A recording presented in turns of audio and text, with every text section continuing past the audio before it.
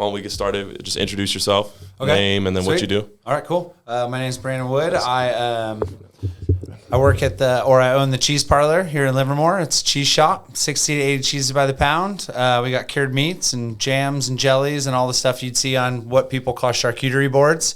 I call them cheese boards, so they're not charcuterie boards to me because charcuterie boards are meat. Yeah. So we sell Livermore Valley wines exclusively by the bottle and glass, and we have beer on tap and in cans. Nice. Yeah, so chilling, just opened up in Livermore because I live here, part of my community, trying to build community around me and my little family. So How long ago did you open? we opened a year and 4 months ago. Oh, wow. Yeah, but I was cottage for, like almost 2 years before the shop actually opened, like during build out. Yeah. And I was working at Whole Foods. I worked at Whole Foods cool. for 13 years. Wow. 10 years was behind the cheese counter in whatever form I was like managing, or I was buying, or I was training. Wow. And whatever. And then middle of COVID, I mean, everybody's got a different timeline for COVID. So it's like, I would say my timeline was like middle of COVID. Yeah. It got really aggressive at Whole Foods, and I decided to take a step down, like in general. And what blew up at Whole Foods was like the Amazon shopping, because everyone was doing online orders. Yep. And it was super easy scheduling. So I stepped down and became a shopper, which was like something that I was against, like to the max. Because when Amazon bought Whole Foods, there wasn't really a culture shift at first. But then when COVID hit and the shopping became big, there was that big corporational shift where you felt like Whole Foods' values and like history and all their connectivity to local and community started to shift more to like volume, money, and not so awesome treatment of employees. Damn. But it's kind of weird because I went with it to shift for my own gain in a way, right? So I moved to be a shopper to work with a schedule. Yeah. And since I had worked there for so long, they let me taper, which was really nice. So I went from full-time. I worked from like 5 a.m. until like, I don't know, like 2, I think I got off. Damn. And then I'd get off, and then I'd go straight to either the build out or like doing cottage stuff, like building cheese boards or like, connections, calling people, trying to hustle everything. Yeah. And then I went to 4 shifts, and then 3 shifts, and then 2 shifts. And then I quit Whole Foods a month before we opened the shop. So I was working, I don't know, like 20 hours a day, every single day. Damn. It's crazy. That's what it takes though, huh? Oh yeah. It was worth it too. Yeah. Yeah. It's still worth it. Yeah. How long? So like, what is your schedule like now? It's not 20 hours anymore, is it? No. I would say first year open, I was working 16 to 18 hour days, 7 days a week for sure. But just grinding in all different types of ways, not just standing behind the cheese counter, right? Like paying bills and meeting new people, trying to create events, trying to create social media presence and all that kind of stuff. But now I'm at about 10 to 12 hours, 7 days a week. So we're getting there. Yeah. It's a slow process, but we're getting there. How do you feel like or how did you know when you could kind of take the foot off the gas, I still don't know how to do it. Yeah. My parents raised me to be like a worker bee. Yeah. My parents were always like, if you work hard, no matter who you're working for, if you work hard, everything else is going to work itself out. So that's always been my mindset. But with my family and I've got a 10-year-old and an 8-year-old, been married for quite some time. Been married for 19 years. Wow. But still fostering those relationships and still building those relationships. So like, it's hard. Like I would say that's our biggest struggle, me and my wife and our relationship, is just trying to find my time to allow me to be the way that I am. But also like they have goals and they have their lives. And so trying to figure out how to manage my crazy work mind with allowing my family to still be them without having to support me as much. Yeah. So I'd say that's the big shift for me is figuring out how to turn myself off in that work ethic way and allow for some form of happiness, but not only my personal happiness, but allowing myself to be happy because everybody vibes off the emotions in the room and how everybody's feeling. So if I'm bringing home work constantly, the kids get affected and my wife gets affected, then she feels like she can't be like, well, I want to go out with friends and I want to do this. And it's like, well, you can't because I needed to be doing these things. Yeah. So to be honest, a lot of me tapering down was forcing myself to allow my family to enjoy themselves and not let them see me stressed constantly. Yeah. Because if they weren't around, I'd work 20 hours a day. Yeah. Just because I can. Yeah, my body allows me to do it for some reason. Yeah. And I don't mind it. Yeah. I like the grind. I like working. I like it. Yeah. And it's figuring out how to turn myself off so I don't get frustrated because people aren't allowing me to work as hard as I think I can. Yeah. But then it just becomes work, right? Yeah, your life is just work, and that's not good either. No. So. That's interesting because I'm like very, very similar in a way of like just working nonstop. And then in my past relationship, that was the biggest struggle, totally. Because it's like, why not? Like if I can work and then you just go and go and go. Yeah. And then a big problem for me was even when I did spend time with her, I was still in work mode. Of course. So I'm always I like how that server did that. So I'm going to write down that note and okay, so this might work over here. And like phone calls coming in and, then it's like unfair for her because it's like half of me. Yeah. Right. And then you do have to force yourself. Totally. That's the only way you can do it is like, okay, no, like, and that's was the most difficult part for me is like, how did you force yourself? Like, how do you literally just have to be like, no, that's it, phone off. Yeah. We sit down, me and my wife sit down every week, look at my schedule, look at her schedule, and just plan it. Plan like, hey, you're off at 7:00 today. That means you're off at 7:00 today because next week you've got 4 events. You got this going on, plus you got to work, plus you're driving to SAC to pick up beer, you're doing this, or you're going there. So it's just like, we're like now scheduling our lives in a way that I've never done before. Yeah. Where you're scheduling in all the fun stuff instead of scheduling the work stuff. It feels so backwards. It really does. And that's like nowadays, like I'm back in the dating scene and it's literally like I have to schedule time to relax. Yeah. I'm like, okay, Sunday at like 6 p.m. I have 3 hours of relaxation. Totally. And it's like, it doesn't sound right, but it's like, that's what you have to do, Well, I mean, even last night, like I finished working and I came home. I was at my shop. I went and watched my kid play baseball, which was awesome. Then I went to the shop because I had to get stuff done. I mean, we're closed this week. Like a lot of people are like, dude, you're closed. Like, what are you doing? Yeah. And it's like, yeah, but just because the business door is shut doesn't mean that my job isn't constantly going in my own head. I got to hit up people. I got to tell everybody I'm closed. Yep. I got to like tell my employees what's going on and how I want them to interact during this week. There's like so much stuff going on in my brain all the time. So I got home last night from work, opened up my laptop because my family had already gone to bed. So I was like, sweet. So I was working and then I was like, all right, you've got time before this. So I was like, I woke up at 8 today, got to the shop and I did all my paperwork stuff. I switched to nitro tank. I had, random super weird stuff that no one ever thinks about. Right. Yeah. And then I came here. So last night I was like, man, so when I leave here, I go back to the shop and I have a meeting with Cuda because we have a tasting tomorrow. So we're doing our pairings. Yeah.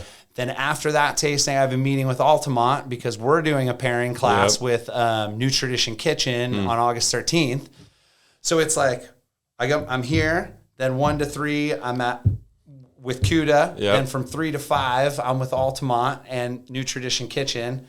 So last night I was like, holy cow, your day is already full tomorrow. Yeah.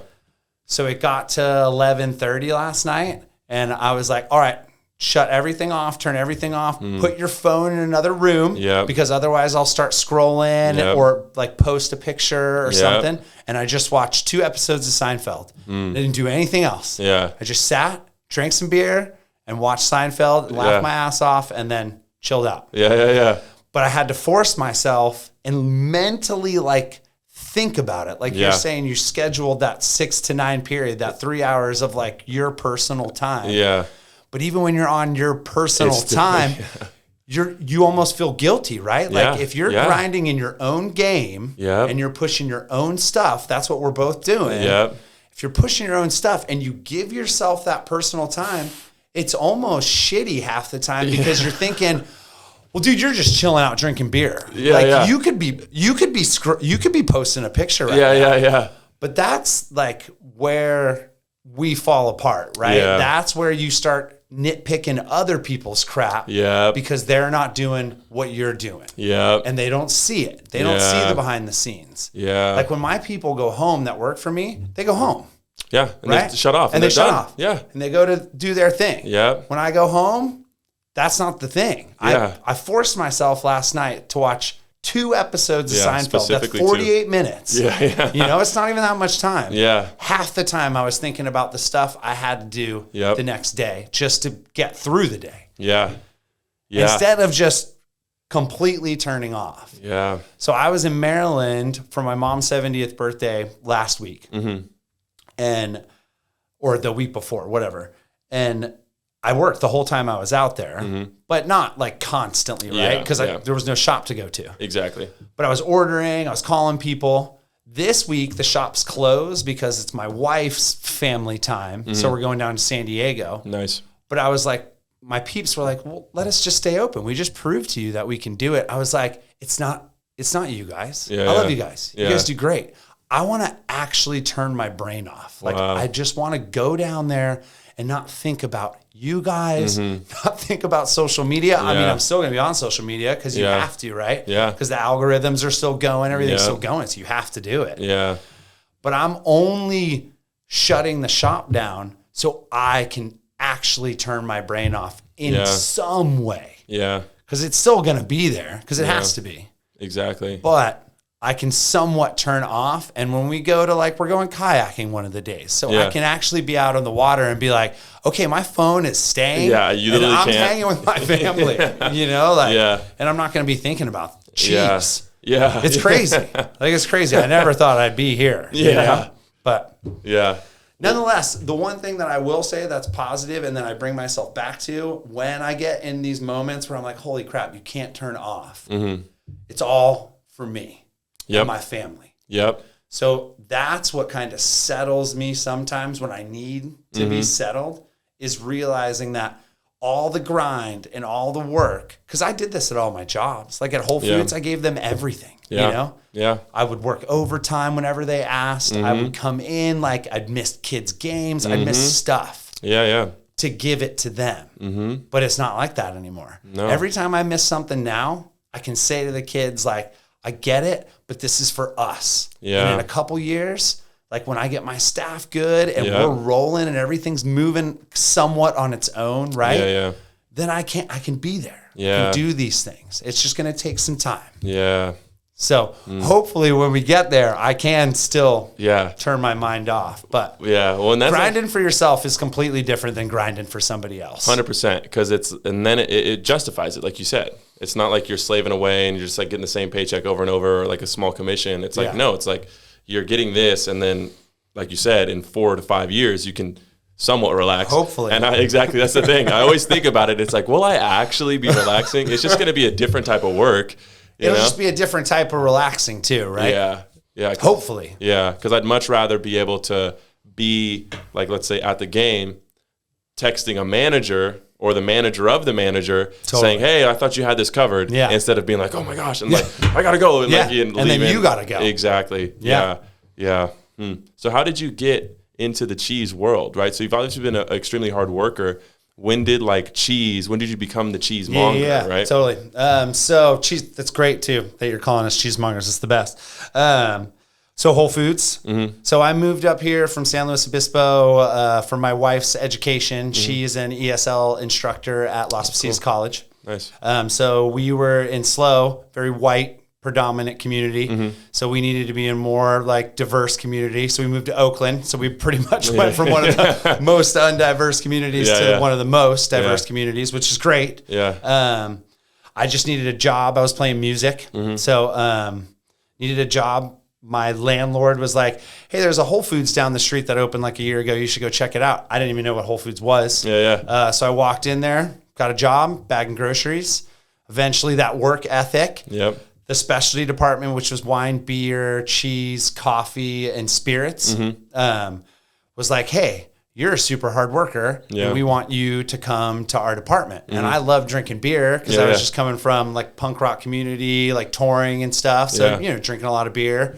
So I was like, sweet, I'll do that. That sounds great. Got crazy discounts, got samples, all that stuff.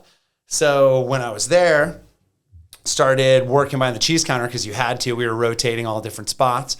Cheese was cool. Didn't really care that much. Cheese to me at the time was pizza and sandwiches. That's like the only way I experienced it. And then again, back to work ethic, started moving up the ladder. And then I was store leader. So I was in the store management and my wife got pregnant. Purposefully, we like planned it and we were fortunate enough to be able to plan that thing. And our focus as a family pretty much has been my wife's education because we were paying for it with student loans still. And I went to community college, got some AAs, but never graduated school. We weren't paying for it. So that was the focus. So to say I took a step back to be more with the kids is not giving my wife credit. It's not like she took a step back. She just kept working harder, and she was more than 50% contributor with the kids. So I took a step back in my work ethic to say I gave myself like a pushback. And my boss was like, what do you need? And I was like, I need a morning schedule. He's like, well, you really liked specialty and the cheese buying position is open and it's morning. And I was like, all right. I just did it out of necessity for my wife's education and my family pretty much. Fell in love with it. Then they sent me Whole Foods back. Like I was saying, the culture's kind of shifted, but back in the day, I remember this guy, my mentor Monger, came up to me and was like, hey, we're going to try this cheese. We tried this cheese called Taleggio. I hated it. It was awful. I was like, why the hell are we starting with this? Like for my educational experience, right? And he was like, just freaking, just try it and let's see what happens, right? So I tried it. Didn't like it. The next day we tried it with something else. The next day we tried it with something else. Started pairing it, started doing this. Then he's like, I want you to go on the computer and research it. And I was like, Whole Foods is going to pay me to go sit on the computer and like look up cheese? He's like, oh, hell yeah. And I was like, all right. So I went up, looked at Taleggio. Instead of cheese popping up, pastures popped up and farmers and cows and all of this like land. I was born in Virginia, so it was very connective for me. And I was like, okay, so I went out and I was like, hey, I just researched this cheese. I didn't even really see pictures of cheese. I just saw the stories and the history of these people. And he's like, exactly. Isn't it awesome? And I was like, yeah. He's all right, let's get you to a creamery. So they paid for me to drive up to Northern California, Petaluma area. There's tons of creameries up there. So I went to this creamery called Nicasio Valley Creamery. Farmstead Creamery, everything's done on site. So they take care of pastures. They take care of the animals. They milk on site. They make on site, and they age on site. Wow! All right, so everything's done there. The owner, third generational dairy farmer, first generational cheesemaker, Rick LaFranca, comes out, gives us a tour of this whole place. It's like me and two other peeps, right? And he's introducing us to the cows. Like there's people who live on site because they're taking care of the animals. And I'm just watching this, and I get back to Whole Foods, and I was like, I'm not going to sell cheese for Whole Foods anymore.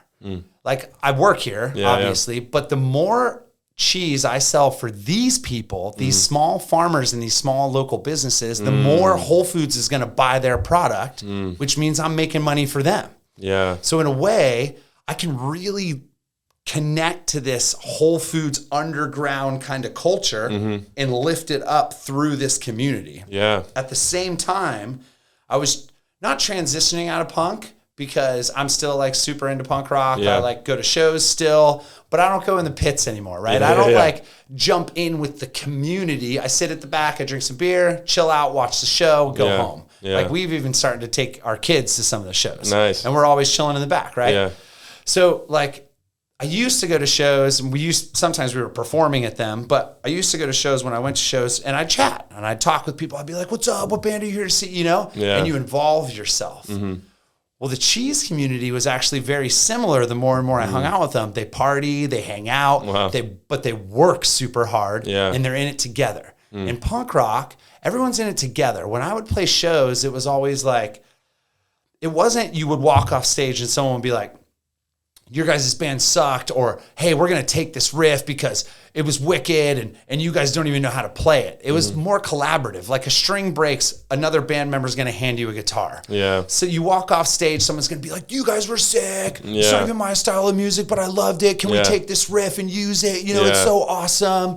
And it was this, everyone builds together and grows together as a community. And that's what cheese is. Like if a cheesemaker is struggling, they're going to hit up another cheesemaker, and that cheesemaker is going to drive or fly from wherever to help that cat out and figure out how they can grow as a community. Because it's not about, I want to be better than this person. It's about how can we make cheese this positive so we all grow together. Yeah. Huh. And that's kind of, so when I visited that farm, that's when it all clicked. And ever since then, that's what the shop's focus is, domestic cheeses. I carry imported cheeses, but it's all about building this American-made brand of cheese. And I feel like I'm a huge part of it because I opened this tiny little shop to help people. Yeah. That's cool. And I like how you said it too. It's funny, just like the meaning of it, because you said like you stopped selling cheese for Whole Foods, but you were still selling cheese for Whole Foods. Absolutely. But the meaning of who you were actually selling it for changed. You were selling it to support these local, hardworking people, but the avenue was through something bigger. Yeah. Right? That's super cool. Yeah. Damn. So in terms of, make sure this is cool.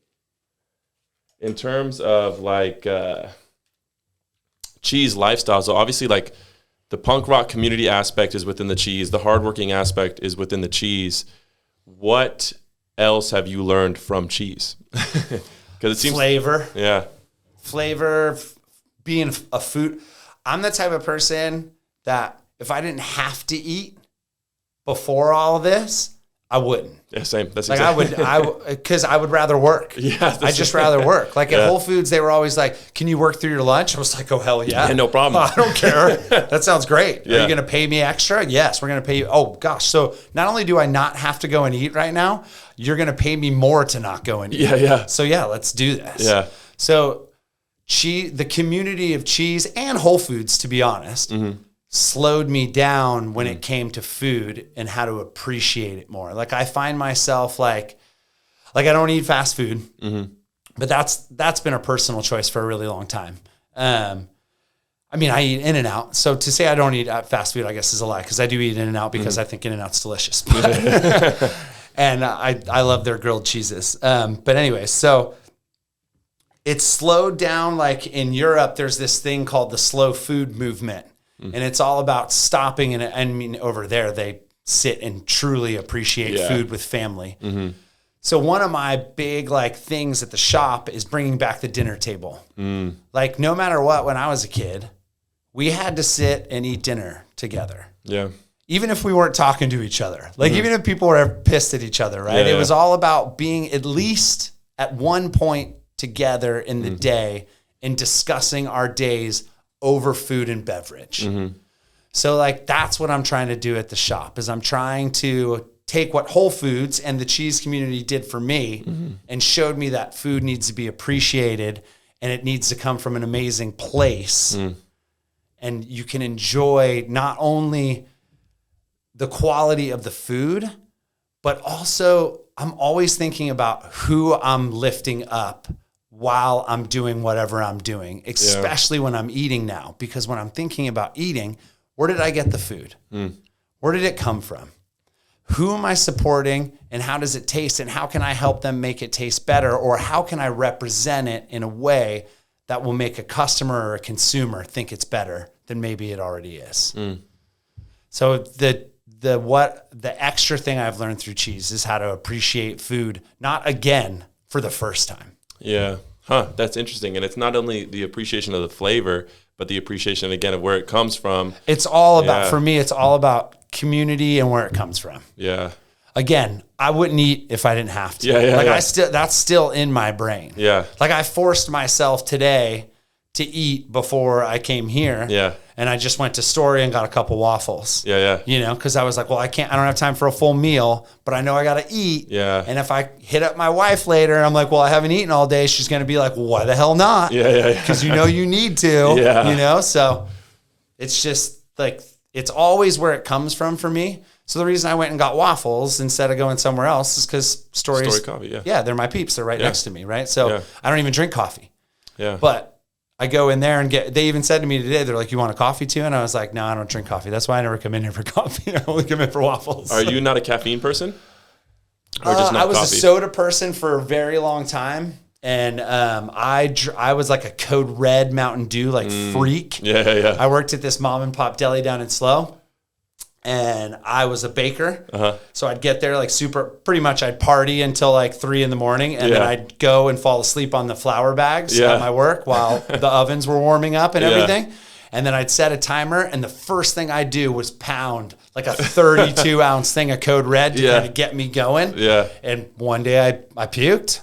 I threw it up, and I was like, I'm never going to do this again. And pretty much since that day, I drink beer and water. Damn. That's all I do. You have so much, and I'm addicted to caffeine. So to me, I see oh, he's a caffeine guy, but your energy levels are so what do you attribute that to? I think it's just, I don't know. It's natural. My metabolism's always been off the charts. I don't know. I have no idea where it comes from. That's like I said, my body for some reason allows me to push. Yeah. But I'm getting older. Yeah. And I can feel it. Today, my wife was like, what do you need me to do today? And I was like, well, my right ear's feeling a little clogged. So if you could hit up Kaiser and just see if they'll give me a prescription to unclog it really quick. Yeah. But I never had those before, these little weird aches and pains, because I'm 44. So I'm getting older for sure. Damn, I thought and you were I'm starting early to 30s. feel it a little bit more. Yeah. So I don't know. I have no idea where the energy comes from. I really don't. Well, so then what would you say, because motivation is an interesting word. Some people like the word motivation. Some people hate it because they say motivation is something that isn't constant. It's something that comes and goes, right? Interesting. So what drives you? Is it family? Is it because obviously before you had, it sounds 19 years is a long time. So it's a big chunk of your life. Has family always been I'm doing this for family, I'm doing this for my future, the future of my kids, the future of my family? Because there's always... No, and I don't mean that in a slight to my family at all. I definitely want the kids to see the work ethic that me and their mom have. Julia works extremely hard, very hard. Yeah. She's not a housewife at all. She's a full-time teacher at a college who is also the caregiver of our family right now, especially, and over the last 3 years. Yeah. She forces me to eat, right? She's on me about certain things that otherwise I would slack on and I'd turn into nothingness. Yeah. So she's unbelievable, and I want the kids to see that in her and in me. But I'd say what drives me is I want to be the best. Yeah. I just do. Yeah. And it's not a cocky thing. It's not, I'm not looking for anything. It's for my own peace of mind. I don't even want other people to see it. I could care less. I want to be the best at what I do. So when I walk into a room with people who do what I do, I know I'm at their level and they can't slight that and they can't take it from me because I work just as hard, if not harder, most of the time to get to wherever they're at so I can be there too. I just want to be, we have so little time. You never know what's going to happen, right? Yeah. So when I go down, I just want to know that I gave everything I had and that I was the best I could be at the end of it. And that's what drives me, 100%. It's not anything else but that. I want to be the best. Yeah. That's awesome. I mean, because that's and that's the truth too, because people hear that and they think, cocky. Yeah. Right. But it's just that's own growth process of wanting to, because that's, the idea of manifestation, is always thrown around. Yeah. Right. And I love the concept of it. Yeah. And I believe that a big part of it that is kind of unspoken is if you work hard enough, you truly then believe you deserve what you're trying to manifest. Totally. You manifest your own destiny. Exactly. Because then you think it's like, no, I've been working 20 hours for the past 4 months. You're going to tell me I don't deserve this? It's like you're out of your mind. Totally. And that's when it really, comes to you. Yeah. Yeah. Huh. Yeah. So you've obviously applied that to business and then Whole Foods and et cetera. How did you apply the like being best to music? Because I know for me, like with music, I make music for myself. And if I didn't have to, I wouldn't even release it. But then people around, you have to release it. You have to release it. So it's like, do you feel similar with like the music in the past? Were you making music for you guys and then the rest of the crew was like, oh, we got to put this shit out? Or? Yeah. Music's tough, right? Because to be the best at music, unfortunately, does take other people's views of your music, not you as a person. Of your music. Yeah. So I can give everything I have to music, which I did, but still when it comes out or whatever, people can view it as he did not do his best. And that goes in everything in life. Yeah. Like it goes with the cheese shop, it goes with my experiences at Whole Foods, all of that stuff. Yeah. But music is way more other people's perspective, regardless of how good I think. Yeah. And if you're in music, you're your own worst critic. Yeah. So no matter how hard I worked at music, because I was the vocalist for all the bands that I was in. So no matter how hard I worked at that, I would listen to myself and be like, nope, you could be way better. You could be way better. Yeah. Which means I could never reach. Like with cheese, I feel like I've given everything I have and I can go to work and be like, I'm the best at what I'm doing right now for sure, 100% in my world, in my little cheese world, right? Yeah. But with music, it was never like that. Yeah. So actually music is, it's my one, like, not a regret, but it feels like it's this failure that I still haven't hit that plateau. Yeah. Because I'm always like, you should learn to play guitar because I've never learned to play an instrument. Yeah. I can play bass, but most people can play bass if they let themselves like play it for like 2 weeks straight. You could probably learn to play it. It's not too challenging, right? Yeah. But I was always like, you got to learn to play guitar so you're not relying on other people to write songs for you. Because that's what it is. As a vocalist, you have to, if you're not a musician, you have to be willing and free to let other people write songs for you. But you also have to find those people to write the songs for you, right? Very hard And part. you have to have like, they've got to respect you enough to be like, why should I write a song for you? Exactly. You know, for you to sing on. Yeah. So one of my biggest regrets is I booked all of our tours when we were in a pretty successful punk band for a while. It was called New Tomorrow. I was out of San Luis Obispo. Yeah. We toured for about 6 years. It was great. Yeah. I booked all the shows. I did all the stuff. But once we got out, we wrote good music. I was super proud of it, especially the last album we did. It was awesome. We were on a good label.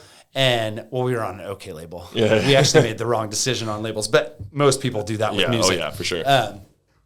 But when we hit the road, the whole point of the road and what I didn't realize, when I hit the road, my mind was, all right, I worked super hard. We did all this stuff. We wrote the music. I booked all the tours. We have everything ready to go. We have guarantees for money to get from place to place. Yeah. So when we got out there, I clicked. I was off. I just performed. And then I partied and then I drank, right? Yeah. I would go to the van after the shows and I would drink beer and I was normally the morning driver. So I would pass out, wake up, drive to the next spot. We'd hang out in a parking lot for a pretty long time and then we'd go in and we'd play whatever dive bar we were playing that night, right? And then we'd do it all over again. Yeah. I should have been getting to those spots and going out and flyering every single day in every little small town that we played for the show that night. Once the bands showed up that were supporting us that night, because we played with local bands everywhere we went, I should have been right up in them and been like, how can I help you guys? What's up? What do you guys do? What's this town like? What's going on? If we play here again, would you guys be willing to play with us? Like going up to the bar owner or the club owner or whatever. Hey, thank you so much for having us. Like, I really appreciate it. I did all these things, but I never like sat with them and connected and created connections to make everything simpler and grow and grow and grow. So instead of going back and playing the same places with the same bands, I'd always have to switch it up because I never made connections. And then we go to the same town and there'd be like 20 kids there instead of like 50 kids, where if I just worked harder out on the road and not worked less at home, but kept that work ethic when I hit the road. That's my one failure for sure in life. Like I've got not regrets, because I don't have many regrets. I got like one or two that I can think of that are pretty serious, but it's, to be honest, was more kid being a father and trying to figure out how to be a father. Yeah, not easy. But the music thing, that's just a failure. Like I failed. We were awesome. We put out an amazing album and I failed when we got out to create hype around it. Yeah. And I think that I could still be playing music if we would have just all given that push. Yeah. And again, it's back to that, like, music is the world that sees you or listens to you instead of you trying to be the best in this thing. You can't define it like that with music. Yeah. But that's also the beauty of it, right? Yeah. Is like writing something with the hope that there's going to be someone who not only enjoys it, but lives it, right? Yeah. Because that's what when I listen to music that I love, I can feel it, right? I can feel, like, when somebody says something, I'm like, oh my God, I've experienced that. I felt that. And now this person's singing about it. That means there's other people out there that feel that way, and I can connect to them. Yeah. You know? Yeah. Like, I love music. I gave up. I was a singer in a band called Twin Screw Steamer for 6 years before the shop opened, and I quit a month before the shop opened. Wow. It's the first time since I was 16 that I haven't been in a band. Damn. This is a trip. Damn. This is a trip. That's wild. And that's like funny too, because it's almost like each song, like you said, it connects. It makes you feel like you're not alone. It's almost like a community in itself. Totally. Because you listen to it, and like you said, you hear it, you're like, wait, someone else is going through that? Totally. And if he's thinking it, and he's this person, then everyone else must be thinking it. Yeah. Because I haven't done anything crazy with music, and my business partner and all my friends tell me this, I just don't put it out. Yeah. Like, I work so hard, and then I make a new one, and I get distracted by it, and I move on. Because, like, I'm doing a lot of the beats and the instrumentals and stuff too on top of the vocals. Okay. And I'll just make something like, oh, I love this, and then I'll keep it. I'll have it on my phone. I'll listen to it all day, and then I never like add that 10% to make it release worthy. Yeah. Where there might be that one part where I messed up that I want to change, but I'm like, it's not that big of a deal. Yeah. But if I want to put it out, I have to change it. Totally. You know? So. Well, you have to change it for you. Yeah. Because you know that you won't enjoy it if other people are listening to it. Exactly. But if I hear the potential myself, I'm like, oh, this is great. If I feel like I'm listening it through the future versus what it is now, you know? And what do you think it is that keeps us? Because I get exactly what you're saying. Yeah. Like, hey, I could just go back and fix this really quick. Is it the thought that you won't be able to make it better?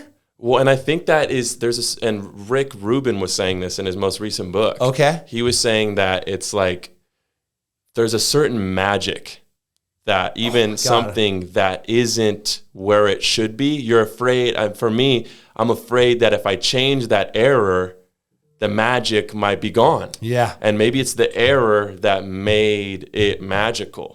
Right. And I think that's a huge aspect for me, is like, there's a certain magic to it right now. Yeah. And maybe it's the magic of the potential of it. And if I change it, the potential is a little less because now it's more finite.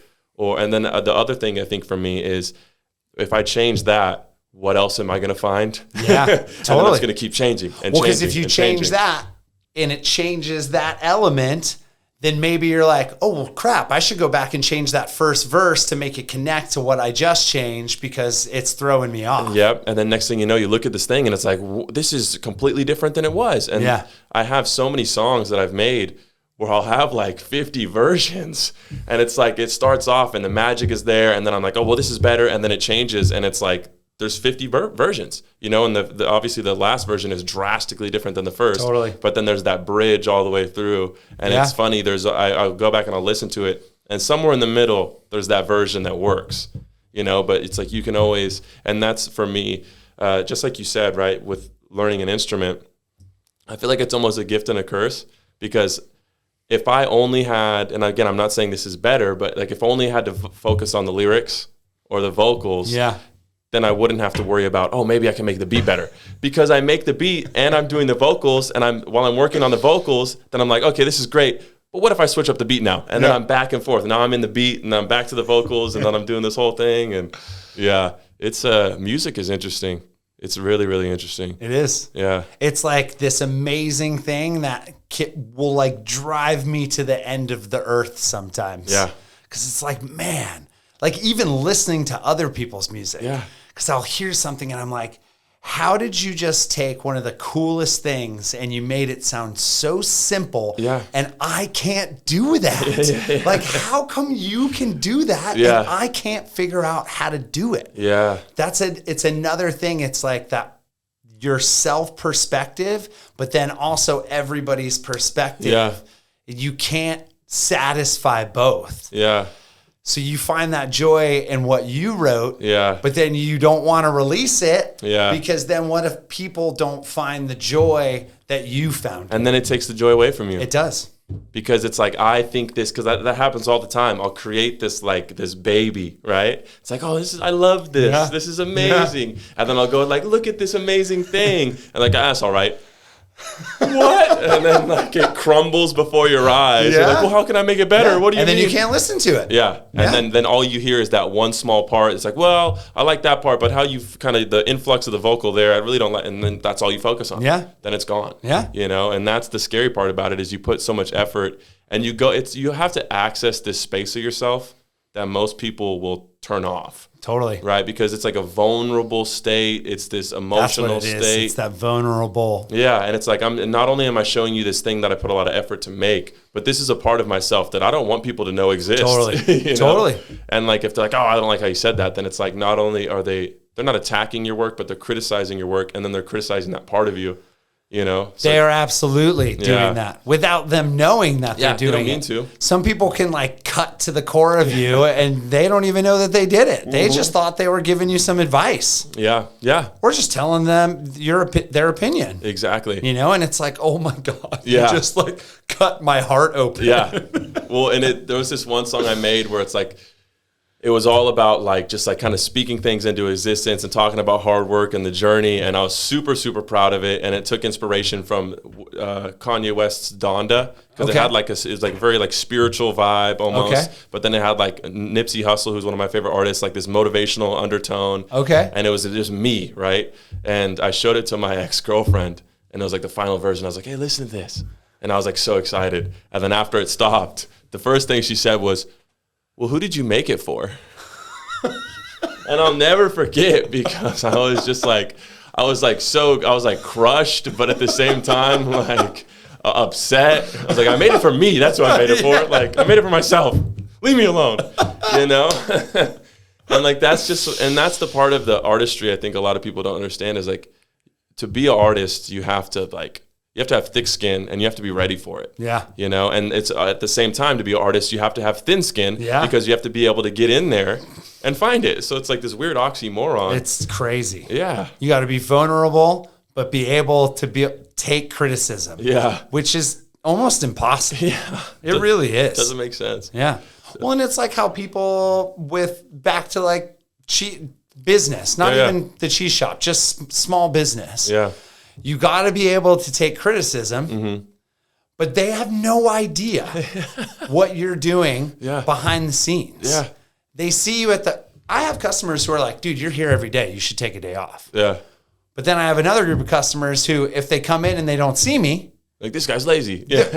This guy's lazy and I don't want to be here. Yeah. Because if he's not here, I don't want to be here. Yeah. And they don't want to trust the other people around. Or they'll be like, hey, you should do it like this instead of this. And it's like, I don't know if you know this. You don't know this. But I just spent 48 hours of my life trying to figure out how to do this exact way. Yeah. And you just came in and talked to me for 3 minutes and were like, you should do it like this. Yeah. And now I'm going to go home and I'm going to think about what you said and I'm going to try to make adjustments for this stranger that has no connection to me other than that they came in, gave me an idea, Yeah. and then also supported my business. Yeah. And they leave the door and they forget about it. They're never gonna think about it again. Yeah. And they might even come in the next time and give me a different idea on the same thing because they forgot that they even told me that in the first place. Yep. But I'm gonna go home that night and be like, Julia, this person said something today, and now it's making me think. And she's gonna be like, "Are you crazy? You just like worked for a week to plan that one thing, and now you're gonna go back to it, and like fix it because this rando like said something about this." It's like, well, because what if they like see it like these people see it, and I'm in my own like elevator door, you know? So it's. Music and small business, I think, are extreme. I mean, most music is small business until it becomes big business, right? Exactly, yeah. So it's that weird. It's the ability, the cockiness.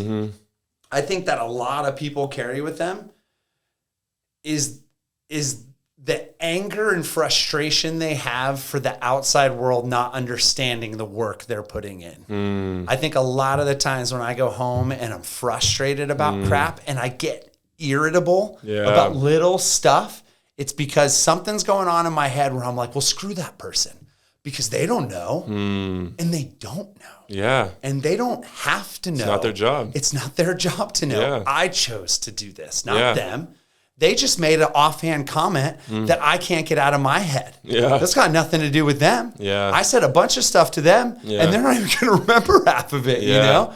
And they don't care. So I think that, again, that way of turning off and all that stuff is having the ability to be like, these people don't have to care. It's your job to know that you are giving everything you've got and to be proud of it. Instead of to be like, I got to be better. Maybe sometimes you don't. Maybe sometimes you just got to be you, right?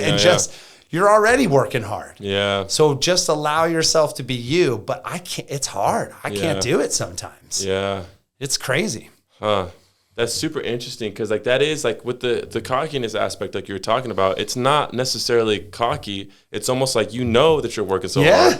So it's like, because that's funny because like I was talking to one of my friends on the phone and I was talking to him, I was like, and again, it wasn't me trying to be cocky. I was like, they don't know they don't know who I am. They don't know what I've done. You're like, they don't understand all the shit that you know that it takes. And they don't have to. And they don't have to. And they don't have to. And like that's the thing. It's like even looking back at my past relationship, it's like there's been so many times where it's like, you know, it's like something she might have done something like not that I was expecting. Right? Or something wasn't done that I thought was going to be done or expected to be done. And instead of me understanding that she's going through her own stuff and like, you know, whatever, it's just putting the shoes away. Or it's like, that was never a problem, but something as trivial as that, right? Totally. And to me, it's like, you don't know what I did today. Why didn't you put the, you know? I mean, me and my wife recently have had conversations about unknown expectations. Like I put expectations on myself. I'm in a relationship of 19 years and I put expectations on my wife, but I never tell them. Yeah, she has no idea. I never tell her those expectations. And then I get frustrated because I'm like, I met all my expectations today. In my own mind, I set expectations and I met them. How come you didn't meet your expectations? But they're not hers. It's like, but they're not hers. They're mine. You know what I mean? And then I get frustrated at her for not doing something stupid around the house that's like so basic, like putting the shoes away, right? When she doesn't have to do that crap. She met hopefully she met all of her expectations that day. That she set for herself. Not the ones that I set for her and never told her, you know? Like, and that's, I think a big problem in tons of relationships is people setting those expectations, but never communicating those expectations. Well, even like in outside of relationships, just relations in general, like friendships and business partnerships. There's so many, like after the contract is signed, right, and the expectations are set there. There's always the other expectations that start to sneak in. And unless there's like a constant, and like that's I think a big issue. Even what I'm learning with my business is I've streamlined it so well where it's like I can kind of get away with like one big meeting a month, but then there's still so much time that goes by if you don't have the check-ins of like, hey, do you believe I'm meeting your expectations? Yeah. You know, what are those expectations? Totally. And finding out and be like, hey, unfortunately, you know, that goes outside of what we agreed on, or that is, you know, you're right. Let's pick that up in that area or something, you know? So that's interesting. I've never thought about that because it's not her expectations. Yeah. It's your expectations that you put on her. on them. Yeah. And they don't even know. Yeah. And it's back to what you were just saying, like, it's beyond the male, female, male, whatever your personal relationships are. It's beyond that, right? Like when I was doing my build out, I had expectations for the electrician, the plumber. Yeah. Those were my expectations. Once I signed that contract, they were like, okay, cool. We'll get it done when we get it done. And it's like, no. Yeah. There's a timeline for this. Yeah. Like if you don't meet this expectation that we agreed on, then my plumber isn't going to meet his because he's going off of your work. Yeah. And the next person's going off of theirs. But it's my expectations. I was like, well, this is my timeline. Yeah. It's not their timeline. Yeah. And I want to be open by this date, but they're going to get their money no matter what. Yeah. Right? And they don't care when I open. Yeah. I care when I open. Yeah. So you're right. It's not just the personal, physical relationships. It's the daily life relationships where I, as a work ethic focused person, am constantly setting them for everyone around me, including my kids. Yeah. And that's where one of my failures as a father has been setting expectations on my kids when they're like 6 or it's like there's a comedian, John Mulaney. Me and my wife were watching one of his stand-ups, and he was talking about an 8-year-old kid. He was cracking a joke about something with an 8-year-old kid. Yeah. And the adult was talking to the kid, and he's doing the voices, right? And he's like, the adult to the kid is like, well, what did you do yesterday? And the kid's response was, what's yesterday? Yeah. And it's like, because it's a kid. There is no expectations on that kid. That kid's like, I'm just living my life in the most free form ever, right? Yeah.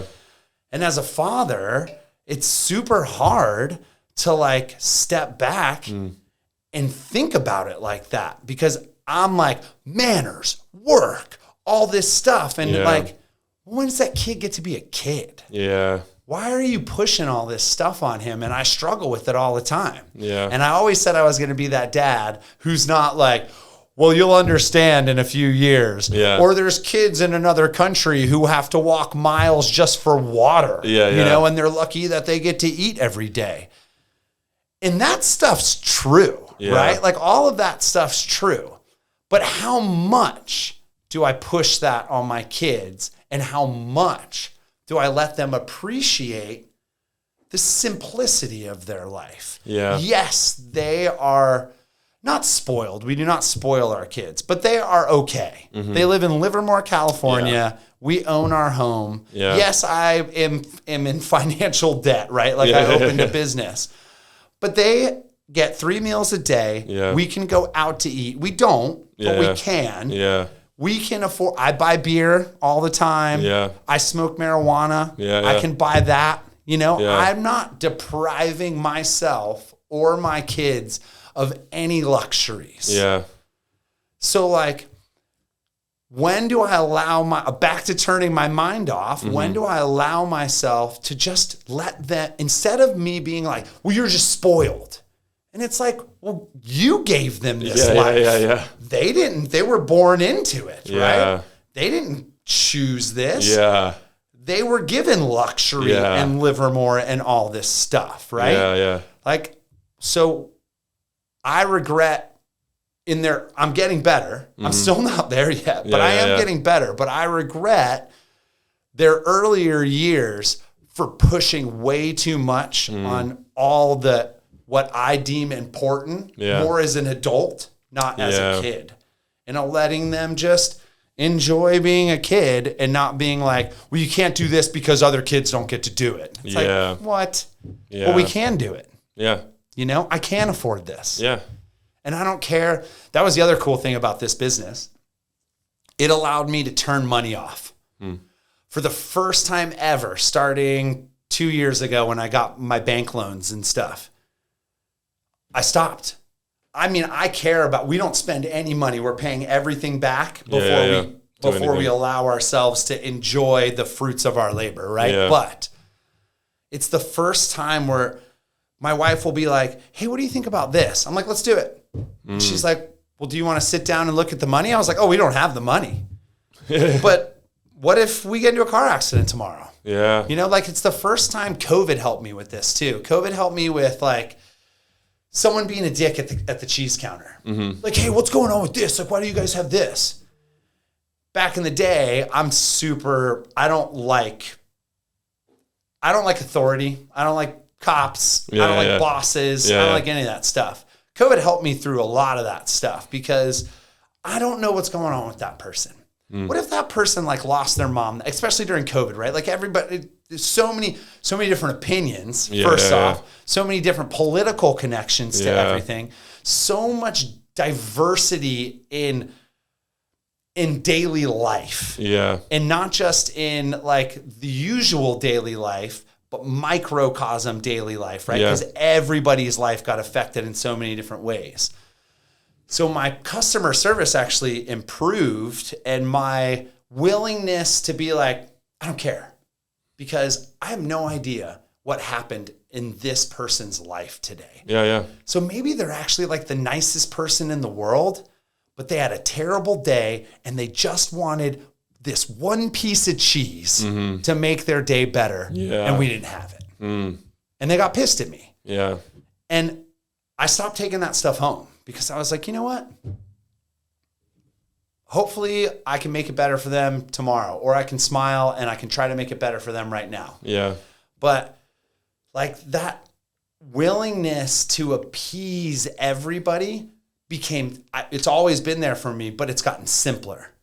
And the money thing has gotten simpler because I owe so much money to people that like, what do I care? Yeah. You know, like they're charging me interest on it. Yeah. They're making money off of me. Yeah. Trying to make money. Yeah. So a lot of that stuff has laxed for me. Whereas before, money is like the end all be all. It scared the crap out of me. Yeah. It unfortunately, it defined success for me. Whereas now it just defines not money. It just defines, it's a piece of paper. It's a thing. It's just a thing. Yeah. Yes, it can help, but sometimes it helps to a detriment. Yeah. Yeah. It just depends on how you view it. Yeah. So I'm trying to not look at money and people's general attitudes as a negative and look at it as a way to maybe brighten somebody's day. Yeah. Or with money, like we donate a lot to the point where sometimes my wife's like, you got to stop. Like, I was like, I know, but they're Livermore, or they're a teacher. My mom's teacher, my wife's teacher. You know, they're a teacher, or it's this organization for kids. Yeah. Like my wife just ran the SF marathon, and she did it for my buddies. She sponsored it for my buddy. Started a company, Punks for Autism, and it's a way, he's got autistic kids. It's a way to like connect our lifestyle in punk rock with his family and stuff, right? Yeah. So like these little tiny things, all that money and all that perception of success, it's all nothing if there's not a cool purpose behind it. Yeah. Or if there's not something to, like a goal to gain in positivity. Yeah. Not a gain, a positive gain. Yeah. And so with the shop, yes, I'm in debt and all the stuff, but gosh darn, like everything I did to open that shop, my goal was to build community. Holy crap. Yeah. The community in Livermore, give me a break. It's like one of the most supportive, one of the most embracing, one of the most loving communities I've ever been in. Yeah. And because I opened that shop, I'm a part of it. Yeah. Whereas before I just owned a home here, right? Like, and the kids are in school and we work locally and all the stuff. But now I'm like enriched in it. Yeah. And it feels good. I get to go home and be like, all right, this is cool. Like I made my community members happy today. Yeah. Yeah, I owe people tons of money. I get it. Yeah. But like, I don't think about it as much anymore. Yeah. I just think about where that money is taking me. Yeah. Instead of how much more money I want to make. Yeah. That's an interesting way to look at it, because I've been going, I don't want to say money problems because I don't even want to put a negative connotation, but I just got out of a breakup. So I'm paying for the entirety of a rent, right, on top of this place. Totally. And then she took some stuff, so I had to buy new furniture, and this so much unexpected costs, right? Of course. And then on top of that, that delayed my work because the work just got translated into figuring all that stuff out. So now I'm on the kind of the back end of the reap what you sow aspect of some clients being like, hey, well, where have you, it doesn't feel like it used to, So it's obviously a stressful situation, but I think my mentality before you saying what you were just saying was, okay, well, now I need to make this much, and then this much, and then this client equals this amount, and this client equals this amount, versus let me just do great work. What is the purpose, right? The purpose isn't the money, that's a byproduct, but the purpose is let me build a business that helps other businesses. Let me build a business that can employ other people and help them financially. And then the money will just come, but it'll come and whatever, it'll be over there and it'll do what it does, but it built this thing for me that is now growing through positive and perfection. Exactly. Right? Exactly what you want to be the best at what you're doing. Yep. Right? So the money is just the catalyst that you need to get you there. Yeah. But once you get there, all the joy and all the prosperous things that come out of it builds itself. Yeah. And then the money does become this byproduct. It's this side project to your major goal. And the money isn't the happiness or the excitement of it. No, that's just, again, byproduct. But the excitement and the happiness. And again, this whole time, because I do a lot, on my own. I know. It sounds like. Yeah, and I do it, it's ridiculous at times when I think about it. And it is ridiculous. And after what you just said, it's not about me. It should be bigger than me, and it should be about building what I have and getting it to where other people who are working with me or alongside me or underneath me, to where they can use it and they can enjoy it and they can learn, and the money can go to them too. Yeah. And it's this whole thing where it's oh yeah, I'm happy and I'm doing well, but look at all these other people and look how happy I'm making their lives. And their kids are coming to the grand opening of the next store and saying, oh, hey, Uncle Travis, and a whole bunch of stuff. Yeah. Damn, that just totally radicalized my whole. Good. That's sweet. Great. I mean, it's like I said, I still struggle with it every day though. Yeah. I still think about it. Oh, it's hard not to. I mean, I own a small business. If the business goes down, our family goes down with it. Yeah, right? yeah. So money it's still huge. Yeah. But because of that, because I took that leap, and because I borrowed all this money that I did not, I was so scared to borrow, right? I bet. Yeah. And we're paying it back because of how the community has supported us. So exactly. I took a leap, and because I took that leap, I got to be a part of a community that's now supporting my business to the point where they're allowing me to succeed. Yeah. I couldn't succeed if it wasn't for the people coming into the shop. Yeah. No matter how hard we work, if people don't support you with money, then it doesn't matter. Yeah. Right? What's the point of working hard if you don't have people around you to appreciate it and grow with you and from it? Yeah. Yeah. Huh. It's crazy. Yeah. It is. And it's funny. I can talk about community all I want. Right? And people can talk about money all they want. Yeah. But if you don't have it, if you don't have the community, then it doesn't matter. Then what are you talking about? Yeah. You're just bullshitting everybody. Yeah. Oh, I'm in it for the community. Yeah. And then you don't go out and hang out with that's the reason I went to that mixer the other night. Yeah. That's the reason I was there. Yeah. I was I talk about how I'm part of this community all the time. Yeah. So when JTM hit me up and was like, hey, do you want to be a part of this? Will you donate? I was like, yeah, of course. Yeah, no question. Are you kidding? Yeah. You want me to give a gift card to the people who support me? Yeah. So you want me to give money to the people who support me, who give me money all the time? Yeah. Hell yes. Yeah. And not only that, he's like, sweet, you're going to come too? I was like, yes, I will figure out how to be there. And we had to do some stuff to figure out how to get me there and enjoy myself. But I did it because I felt like I was giving back to everybody who's just been giving to me. Yeah. And yes, I worked for it. Hell yeah, I worked for it. I work hard for it every single day. Yeah. But what's the point? Yeah. If there's no one to give it to. Yeah. Right? Huh. That's deep. That's awesome. Because again, I think when I was in the relationship, I was doing it for me and her. But even that is so small. Because how many people are there? Yeah. You know, like I said, like this Joe Schmo who comes in and says one thing to me, I take it home and I think about it all day long. Yeah. But there's also those people I was talking about who come in, they're in a terrible mood. And then boom, they're... And then, yeah. And then you can switch it, right? Yeah. You can make that one small effect in this 1 in a trillion person. Yeah. Right? But gosh darn it feels damn good. Yeah. You know, it makes you feel good. It makes you want to work harder. Yeah. So the more positivity and community you build, the harder I work, and in the right ways. Yeah. Instead of all the crappy ways where I go home and I'm pissed at myself, or I'm pissed at the kids, or I'm upset at my wife because of stupid expectations that I'm putting on them instead of allowing them to create all of their own expectations. Yeah. Huh. That's powerful. Well, as we wind down, I want to ask some kind of oddball questions. Okay. Just for some exciting social media clips, right? Okay. But no, the conversation has been phenomenal. I keep kicking this. Are there any cheese myths or legends? Okay, well, I'll talk about one of my favorite things to talk about is annatto. Uh-huh. Annatto is the flavorless dye that turns cheese orange. Huh.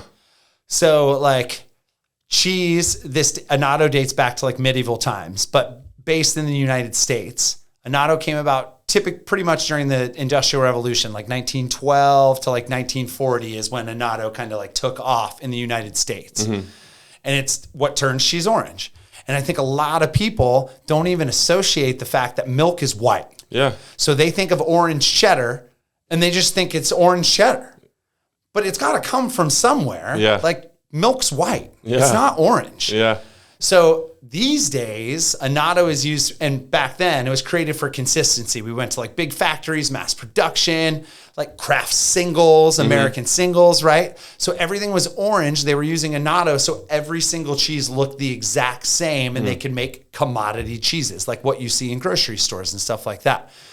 So these days, most of it, you don't see a lot of orange cheeses imported from Europe. Yeah. You see orange cheeses typically made in the United States. There's a couple famous orange cheeses from Europe, but it's because they're famous and they're keeping them orange because that's what they're supposed to look like. Yeah. But in the States, a lot of people use it as marketing. So if a cheese is like darker orange, for our minds, it's almost more appealing. We're like, it's darker orange. Maybe it tastes a little bit better. Or it's a little bit deeper. It's not like light orange and pale where it looks like it's been hit by sunlight or something like that. It's going to be like crazy flavorful. It's not. They just threw more annatto in it to make it darker orange.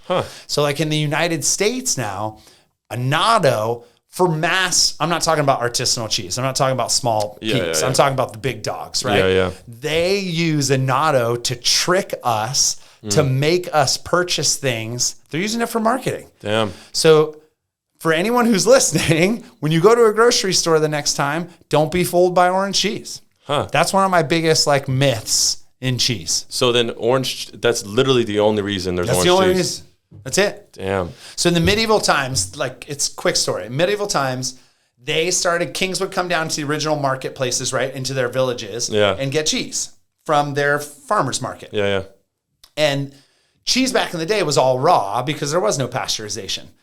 So raw cheeses look like the milk most of the time. Yeah. And milk is seasonal. Yeah. So no cow is just producing exactly white milk all the time. Yeah. If they're grazing on alfalfa or they're grazing on like dried hay, their milk's going to look completely different. Yeah. So based on the season, if I'm a cow and I'm eating in the summer and I'm a cow and I'm eating in the winter, our milks are going to look completely different. Plus, think about land, right? If I'm in Vermont as opposed to California. So it's completely different. Yeah. So a king would go to the original things. They'd be like, I want the cheese I had last time. And the maker's like, yes. This is it. Yeah. And he's like, no, it's not. It looks completely different and it tastes completely different. And it's like, well, but it's the same. Yeah. So back then, no internet, none of that stuff. They just figured life out. Yeah. They discovered this seed that would turn the cheese a color for consistency, but not mess with flavor. Wow. So that's when it kind of originated, and it fooled the kings. Huh. Because they would come down and be like, yep, this is it, because it looks exactly, even if it tasted completely different, it looked the same. Damn. And that's how we work, right? That's how our mind works. Yeah. I've sat and tasted the same 2 cheeses. One was orange, one had an auto in it, and one did not have an auto in it, and they tasted different to me. Damn. But it's because of how I perceived it. Damn. That's wild. So it's cheese myth. Huh. It's one of my favorite ones. That's a good one. It really is. Because when I learned it, I was like, because I thought cheddar cheese came out orange. Yeah. You know, I just thought it did. Yeah. Why would you think anything else? Exactly. I thought it was just like somewhere in the process of it. It's like, oh, well, then it turns orange. Yeah. That's wild. Well, so then the last thing I'll ask is, have you ever had any supernatural, alien, ghost experiences or anything like that in life, just in general? Okay, so I'm not. Or do you believe in it? Well, the first thing, yes. I do. So I'm not religious, but the first thing that I thought of was this thing when you asked that question. So we moved around a lot as a kid. And it's funny that I'm not religious because my grandpa's a pastor. Like I grew up in somewhat of a religious family, not my parents necessarily, but our family's religious. My parents moved us a ton when I was a kid. We moved about every 2 or 3 years. We moved out to Pleasanton when I was in 4th grade. Oh, wow. I lived there from 4th grade all the way through 8th grade. As long as I'd ever lived in one spot. Made tons of great friends, had a great time. I went to the first 3 years of PMS in existence, like the middle school in Pleasanton. Wow. Yeah. The first 3 years of it, I went to it. Wow. We moved back I grew up on the East Coast. We moved back to the East Coast my junior year of high school. Or no, I'm sorry, my freshman year of high school. So my parents moved me to Pleasanton from 4th grade to 8th grade, and then they moved me to Long Island, New York. Wow. And I hated it. Yeah. Like I didn't mind moving until that move. And I can specifically remember a moment in time at the Long Island house. I was by myself. I was crying for sure because I was like emotional wreck because I missed my friends in Pleasanton like a ton. And we had already been out there for like a year and 3 months or something like that. And I'm sitting there, and for the first time ever, I tried to talk to God, whatever that was at the time for me. Yeah. And I was like, I just need to know at some point in my life, I'm going to be back with these people. Like I miss them. I hate this place. Just one of those kid things, right? Like tantrum-y kind of upset moment. And the phone rang. No one was home. Back landlines, no cell phones, right? And the phone rang. And what? So I ran to answer the phone. No one's there. The next week, or maybe in the next 2 weeks, it was extremely recent. My dad comes home because we moved because of my dad. And he comes home from a business trip. He's like, I just got offered a job back in California. We're moving back to Pleasanton, and we're going to move into the same house we lived in. Wow. We moved back to Pleasanton and reconnected with all my old friends, and they're still like my best friends to like this day. So totally like elevated. I've had a few other like quirky little things happen, but that's the thing that like stands out the most to me. And as far as ghosts and all that kind of stuff, I'm not religious, but I do believe in faith. And my faith is I hope so much that there is something greater than the filth of the human race. Because we are terrible. Right? Like how we treat our planet, how we treat animals, like all the stuff. How we treat each other. Like all this crap that's going on in the world right now with people just want to be who they are. Right? And why are we, as other humans, keeping people from being who they want to be? Obviously, if they're terrible people, I don't want that. And that's why we have laws and all the kind of stuff, right? But at the same time, like, my faith is in the greatness of hopefully something way better. Yeah. And if that's ghosts who are trying to do it or aliens who are trying to do it, as long as someone's gosh doing darn it. it, if someone's doing it, Yeah. I'm in. Yeah, like yeah, 100%. I like and that. And hopefully there are some amazing people in this world, and hopefully they do get to go to some next platform and be appreciated for their awesomeness. Yeah. Huh. I truly hope so. Yeah. But is it real? I don't know. Yeah, right? it's just faith. That's the faith. Huh. I like that. It's not about something specific. It's just who cares as long as someone's doing it. As long as something is better than us. Yeah, yeah. As long as it. Yeah. Huh. Well, thanks, man. This has been a blast. This is going to be a sweet podcast. So, All right, sweet. Appreciate you. Yeah, hell yeah. I appreciate you having me. Hell yeah.